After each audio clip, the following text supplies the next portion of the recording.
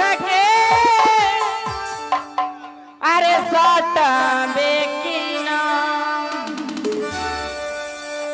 अरे हमारा बुलेटवा पे कहियो बैठ के सटबे की ना बोले बोल रे पतर का बोले बोल रे पतर का हमारा से पटबे की ना बोले बोल रे सबर का हमारा से पटबे की ना बोले बोल रे बुलेटिया पे कहियो बैठ के सटबे की ना हमारा बुलेटिया पे कहियो बैठ के सटबे की ना बोले बोल रे पतर का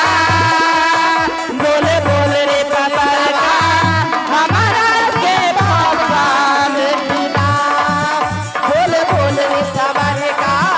हमारा से पटबे की ना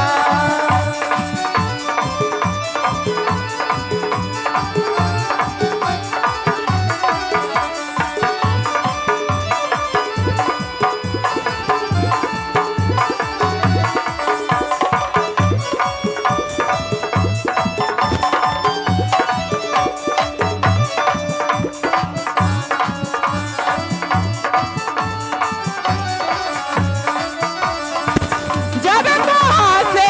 ले तबीया से फूल झरे ले तो से मीठी मीठी बोले के मान करता जब वहाँ से ले तबीया से फूल झरे ला तो से बातिया करे के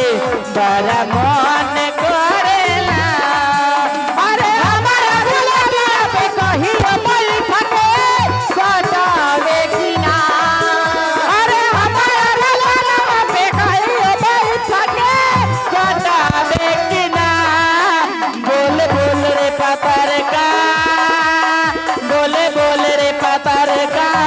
हमारा से फंसाबे की ना हेलो आ गए हैं संजय माझी बिस्कुरवा निवासी उनको तरफ से एक स्मृति फरमाती हैं मैं इनको स्वागत करती हूँ आतानी पाटो होके चाहिए आइए आइए